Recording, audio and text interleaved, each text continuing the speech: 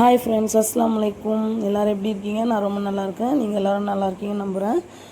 இன்றைக்கி சென்னை ஸ்டைல் பிரியாணி எப்படி செய்யுதுன்னு பார்க்கலாம். இங்கே பாருங்கள், நான் தம்மை உடச்சி காட்டுறேன். எப்படி இருக்குன்னு பாருங்கள். ஒரு அரிசியும் ஒட்டவே இல்லை. அந்த கலர்ஃபுல்லாக பார்க்கவே சூப்பராக இருக்குது. யாருக்கெல்லாம் இது பார்க்கும்போது சாப்பிடணும் போல் இருக்குதுன்னு சொல்லி கீழே எனக்கு கமெண்ட் பண்ணுங்கள். சண்டே நான் லஞ்சுக்கு பிரியாணி செஞ்சேன். நீங்கள் என்ன செஞ்சீங்கன்னு சொல்லி கமெண்ட் பண்ணுங்கள். வாங்க இப்போ நம்ம எப்படி செய்யுதுன்னு பார்க்கலாம். அதுக்காக நான் இன்றைக்கி 1 kg செய்கிறேன். அதுக்காக அதுக்கு ஏற்ற மாதிரி நான் பாத்திரம் வச்சுட்டு 200 கிராம் ஆயில் போட்டுக்கிட்டேன். அதுக்கப்புறம் 3 பட்டை, 6 ஏலக்காய், 6 லவங்கம் போட்டுக்கிட்டு அதுக்கப்புறம் வெங்காயத்தை நல்லா ஸ்லைஸாக கட் பண்ணி வச்சுருக்கேன். அந்த வெங்காயத்தையும் போட்டுக்கலாம். நம்ம பிரியாணிக்கு ஃபஸ்ட்டு வெங்காயம் நல்லா ஸ்லைஸாக இருக்கணும். ஒரே மாதிரி வெட்டணும்.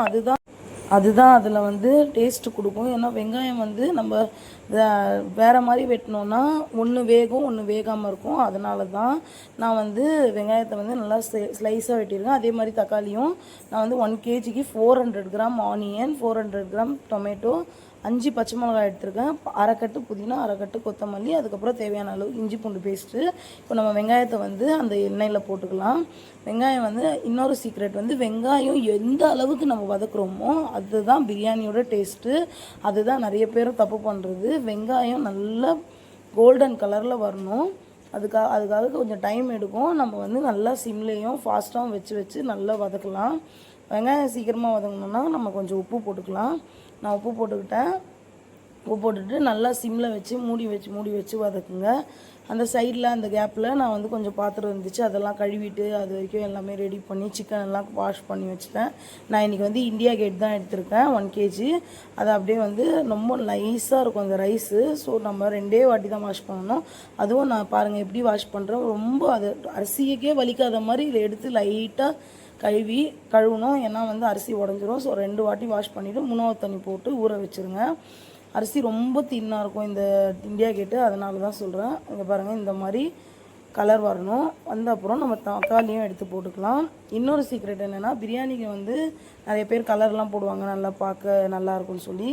இன்னொன்று கலரே சென்னை ஸ்டைல் பிரியாணி பொறுத்தவரை கலரே இருக்காது. அது என்ன ஒரு நேச்சுரல் கலர்னால், இந்த டைமில் நம்ம மிளகாத்தூள் போடணும். ஆச்சி மிளகாத்தூள், வெறும் மிளகாத்தூள் தான். அந்த மிளகாத்தூள் நான் பெரிய ஸ்பூனாக இருந்தால் நீங்கள் 2 ஸ்பூன் சேர்த்துக்கோங்க. என்கிட்ட குட்டியாக டேபிள் ஸ்பூன் இருந்ததுனால நான் 2.5லேருந்து 3 சேர்த்துக்கிட்டேன். அதுக்கப்புறம் மஞ்சத்தூள் 1 டேபிள் ஸ்பூன் சேர்த்துக்கிட்டேன். அதுக்கப்புறம் மிளகாத்தூள் 2 தான் சேர்த்துக்கிட்டேன். வேறு எந்த மசாலாவும் சேர்க்கல. பிரியாணி மசாலாவும் 1 ஸ்பூன் சேர்த்துக்கிட்டேன். அதுக்கப்புறம் நல்லா வதக்குங்க. எண்ணெயில் அந்த பச்சை வாசனைலாம் போய் எண்ணெய் மேலே தக்காளியெல்லாம் மசிஞ்சு எண்ணெய் மேலே நிற்கணும். அப்போ தான் டேஸ்ட்டாக இருக்கும். அது வரைக்கும் நம்ம பொறுமையாக வதக்கிட்டே இருக்கலாம். நல்லா வதக்கட்டும். ஃபாஸ்ட்டாக வச்சு வதக்காதீங்க. மசாலா போட்ட அப்புறம் ஸ்லோ பண்ணிவிடுங்க. ஃபாஸ்ட்டாக வச்சிங்கன்னா மசாலா தீஞ்சிரும். ஸோ அதுக்கப்புறம் நல்லா இருக்காது, ஸ்மெல் வந்துடும்.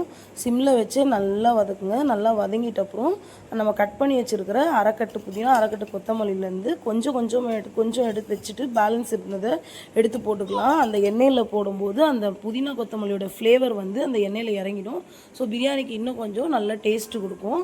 அதுக்கப்புறம் கட் பண்ணி வச்சுருக்கிற 1 kg சிக்கனை வாங்கிக்கோங்க. நான் பெருசாக தான் கட் பண்ண சொன்னால் அவங்க இந்த மாதிரி கட் பண்ணிட்டாங்க. நீங்கள் சொல்லும் போதே பிரியாணிக்குன்னு சொல்லி வாங்குங்க. அப்போ நல்ல பெருசாக இருக்கும். ஸோ சிக்கன் உடஞ்சி போகவோ இல்லை சீக்கிரமாக வெந்தும் போகாது. நான் கொஞ்சம் இன்றைக்கி சிக்கன் சின்னதாக கொடுத்துட்டாங்க. ஸோ அதனாலேயே நான் பார்த்துக்கு செஞ்சிட்ருந்தேன். பாருங்கள், நல்லா மசாலாவோட நம்ம இதுக்கு ஒரு சொட்டு தண்ணி கூட போடல.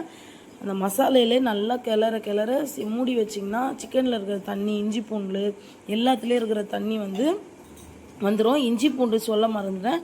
இஞ்சி பூண்டு நான் குட்டி ஸ்பூன், என்கிட்ட குட்டி ஸ்பூன் இருந்ததுனால நல்லா ஃபுல்லாக 3 போட்டேன். நீங்கள் பெரிய ஸ்பூனாக இருந்தால் நல்லா 2.5 போடுங்க, கரெக்டாக இருக்கும். இஞ்சி பூண்டு நான் 2மே மிக்ஸ் பண்ணி தான் அரைச்சிருக்கேன். ஸோ அதனால் நான் நெக்ஸ்ட் டைம் உங்களுக்கு இஞ்சி எவ்வளோ பூண்டு எவ்வளோன்னு சொல்லி நான் உங்களுக்கு கீழே கமெண்ட்டில் பின் பண்ணுறேன், பார்த்துக்கோங்க.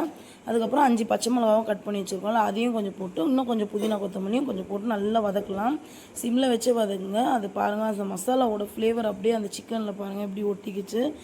அதுக்கப்புறம் நம்ம உடனே தண்ணி போட்டுறக்கூடாது. நல்லா சிம்மில் வச்சு கொஞ்சம் நேரம் ஒரு ஆஃப் குக் ஆகட்டும் சிக்கனு. அப்போ தான் வந்து பார்க்கும்போது பிரியாணியில் சிக்கன் ஒயிட்டாகவும் இல்லை உள்ள மசாலா இறங்காமல் இருக்காது. நீங்கள் அப்படியே டக்குன்னு சிக்கன் போட்டோடனே தண்ணி போட்டிங்கன்னா சிக்கன் பார்க்க ஒயிட்டாக இருக்கும், மசாலா உள்ளே இறங்கி இருக்காது, டேஸ்ட்டும் இருக்காது. அப்புறம் மூடி வச்சு கொஞ்சம் நேரம் பாருங்கள். அதுக்கப்புறம் பாருங்கள் நான் தண்ணியும் ஊற்றல, அதில் எவ்வளோ கிரேவி இருக்குது பாருங்கள். அதுக்கப்புறம் தயிர் வந்து 200 கிராம் எடுத்து வச்சுருக்கேன். அந்த தயிரையும் போட்டுக்கிறேன். தயிர் போட்டோடனே நல்லா இது பண்ணி விட்டுக்கலாம், கலக்கி விட்டுக்கிட்டு அதுக்கப்புறம் அளவு தண்ணி பொறுத்த வரைக்கும் ஆஸ் யூஷுவல் சீரக சம்பாக்கும் பாஸ்மதிக்கும் 1க்கு 1.5 இதுதான் கணக்கு. ஸோ நார்மல் ரைஸ் வீட்டு ரைஸ் போட்டிங்கன்னா 1க்கு 2. ஸோ அந்த கணக்குப்படி நான் 1 kgக்கு எவ்வளோ போடணுமோ அந்த வந்து கணக்கு பண்ணி நான் எடுத்து வச்சுருந்தேன். அந்த தண்ணியை எடுத்து போட்டுட்டு தண்ணி நல்லா கொதிக்கிட்டோம். கொதி வந்த அப்புறம் நம்ம ஊற வச்சுருக்கிற ரைஸை வந்து எடுத்து போட்டுக்கலாம். ரைஸ் வந்து 1/2 hour தான் ஊறணும், அதுக்கு மேலே வந்தால் ரைஸ் உடஞ்சிரும். ஸோ நம்ம வந்து வெங்காயம் வந்து கட் பண்ணி பிரியாணிக்கு எப்போ டபரா ஏற்றி நம்ம வதக்குறோமோ அப்போ ஊற வச்சா கரெக்டாக இருக்கும். இந்த ப்ராசஸ்க்கும் கரெக்டாக இருக்கும். 1/2 hour ஊறினா போதும். அதுக்கு மேலே ஊறினா கொஞ்சம் சீக்கிரமாக குழஞ்சி வெந்த மாதிரி ஆகிடும். அதுக்காக தான் இங்கே பாருங்கள். அந்த கேப்பில் என் பொண்ணு டைம் பாருங்கள் 12 ஆகுது, 12:30 மணி ஆகுது. இன்னும் என் பொண்ணு ஏஞ்சிக்கலங்க. அங்கே பாருங்கள் என் பொண்ணை இப்போ எழுப்புறேன். என் பொண்ணு ஏஞ்சிக்கவே இல்லை இன்னும் வரைக்கும். நைட்டு ஃபுல்லாக ஆட்டம் போயிட வேண்டியது. அவங்க டேடி வந்தப்புறம் தான் தூங்குவாங்க மேடமு. அவங்க டேடி லேட்டாக வரதுனால நைட்டு ஃபுல்லாக டேடிக்கிட்ட ஆட்டம் போட்டுட்டு காலைல ஃபுல்லாக மேடம் தூங்குறாங்க. அதுவும் இன்றைக்கி சரியான லேட்டு.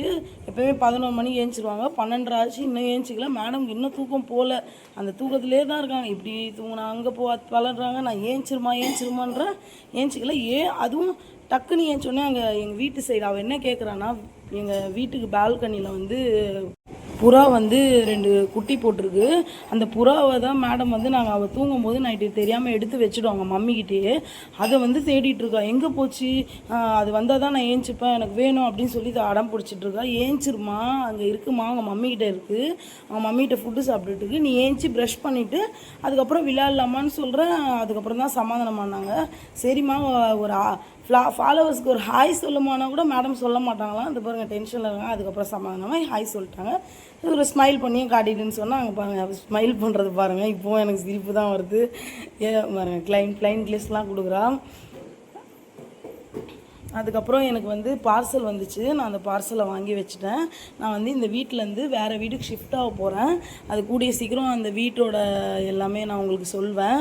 அதுக்காக நான் அந்த வீட்டுக்காக நிறைய திங்ஸ் ஆர்டர் பண்ணியிருந்தேன். அது ஒன்றா இப்போ தான் வருது. அதை வந்து ஒரு நாள் நான் அன்பாக்சிங் போடுவேன்.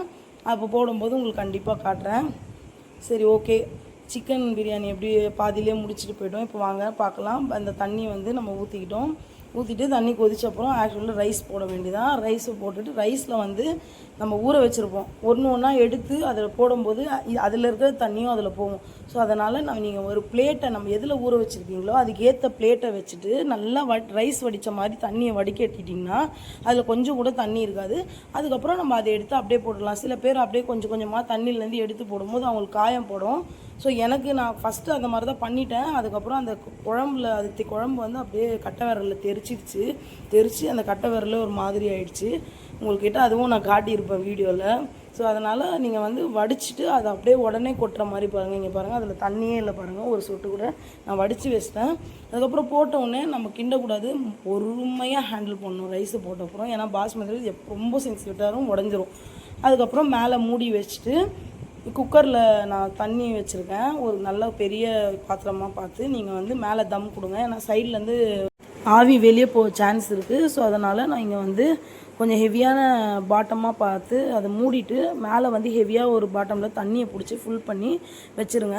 இங்கே பாருங்கள், அரிசியும் தண்ணியும் ஈக்குவலாக வந்த அப்புறம் இதுக்கப்புறம் நம்ம தம் பண்ணணும். தம் எப்படி வைக்கணும்னா கீழே வந்து கேஸை சிம்மில் வச்சுட்டு நம்ம வீட்டில் வந்து யூஸ் பண்ணாத ஒரு தவா இருக்கும்ல, அந்த தவாவை வச்சுட்டு அதுக்கு மேலே அந்த டபரா வச்சுட்டு அது மேலே மூடிட்டு அப்புறம் அது மேலே ஒரு வெயிட்டை வச்சு 20 மினிட்ஸ்க்கு அதை டிஸ்டர்பே பண்ணக்கூடாது. அது வந்து கரெக்டாக வந்துடும். இங்கே அதுக்கப்புறம் நான் வந்து இந்த ஸ்டேஜில் வந்து நெய் போட்டுக்கிறேன். நான் ஒரு 2 ஸ்பூன் நெய் வந்து போட்டுக்கிட்டேன். அதுக்கப்புறம் இந்த ஸ்டேஜில் தான் லெமன் போடணும். இன்னும் கொஞ்சம் அரிசி உடையாமல் நம்மளுக்கு கிடைக்கும். நம்ம ஃபஸ்ட்டே லெமன் போட்டிங்கன்னா அது யோர் விஷ். எனக்கு வந்து இந்த டைமில் நான் லெமன் போட்டால் தான் எனக்கு ரைஸ் உடையாமல் கிடைக்கும். அதனால் இந்த சைடில் லெமனும் நாங்கள் பாருங்கள் லெமன் புழிஞ்சிக்கிட்டேன். சீடு வராமல் வரணுன்னா நீங்கள் வந்து இந்த மாதிரி அதோட இது வந்து ஹேண்டில் மேலே புழிஞ்சிங்கன்னா சீடு தனியாக வந்துடும், லெமன் ஜூஸ் கீழே போயிடும். இந்த மாதிரி ஃபாலோ பண்ணுங்கள். அதுக்கப்புறம் நம்ம எல்லாமே ஈக்குவலாக ஒரே ஒரு வாட்டி லைட்டாக கிண்டி விட்டுட்டு அதுக்கப்புறம் நம்மளுக்கு கலர் வேணும்னா சேருங்க, இல்லைன்னா சேர்க்க தேவையில்ல. எனக்கு வந்து கொஞ்சம் கலர்ஃபுல்லாக இருக்கணும்னு ஆசைப்பட்டேன். அதனால் நான் எல்லோ ஃபுட் கலரும் ரெட் ஃபுட் கலரும் கொஞ்சம் தண்ணியில் மிக்ஸ் பண்ணி சேர்த்துக்கிட்டேன். பார்க்கும்போது நல்லா கலர்ஃபுல்லாக பேலன்ஸ் கொஞ்சம் கொத்தமல்லி புதினா வைக்க சொன்னல, அதே இந்த ஸ்டேஜில் எடுத்து மேலே போட்டுட்டு தம் விட வேண்டியதான். பாருங்கள், பார்க்கும்போதே சும்மா சூப்பராக இருந்துச்சு. அந்த கலர் நான் போட மாட்டேன், அவாய்ட் பண்ணிவிடுங்க. எனக்கு வந்து கொஞ்சம் அன்னைக்கு கலர் போடணும், ஸோ நல்ல பக்காவாக சென்னை ஸ்டைல் பிரியாணி மாதிரி இருக்கணும். அவங்க நேச்சுரலாகவே அந்த மிளகாத்தூள் போட்டுருவாங்க, அதிலே கலர் வந்துடும், காஷ்மீர் சில்லி போட்டுருவாங்க. ஸோ எனக்கு வந்து கொஞ்சம் கலர்ஃபுல்லாக இருக்கணும் அப்படி சொல்லி நான் அந்த மாதிரி பண்ணேன். உங்களுக்கு வேணான்னா நீங்கள் ஸ்கிப் பண்ணிவிடுங்க. அதுக்கப்புறம் தம்மில் வச்சுட்டு சிம்மில் 20 மினிட்ஸ் வைங்க. 20 மினிட்ஸ்க்கு அப்புறம் நீங்கள் ஓப்பன் பண்ணி தம் உடைச்சுங்க. நான் ஆல்ரெடி தம்மை உடச்சி காட்டிட்டேன், இங்கே பாருங்கள். அதுக்கப்புறம் போட்டுட்டு இப்போ என்னங்க, சுட நல்லா பிளேட்டில் பிரியாணியை பலன்னு இருக்குது. அந்த பிரியாணியை போட்டு ரைத்தா வச்சு எக்கு வச்சு சிக்கன் பக்கோடா வச்சு சாப்பிட்டா தான் அந்த தனி ஃபீலு. பட் அன்றைக்கி நான் வெறும் பிரியாணியும் ரைத்தா மட்டும் தான் செஞ்சேன். நீங்கள் வந்து உங்களுக்கு பிரியாணி கூட என்னெல்லாம் வச்சு சாப்பிட பிடிக்கும்னு சொல்லி நீங்கள் கீழே கமெண்ட் பண்ணுங்கள். ஒரு சில பேர் சால்லாம் கூட வச்சு சாப்பிடுவாங்க.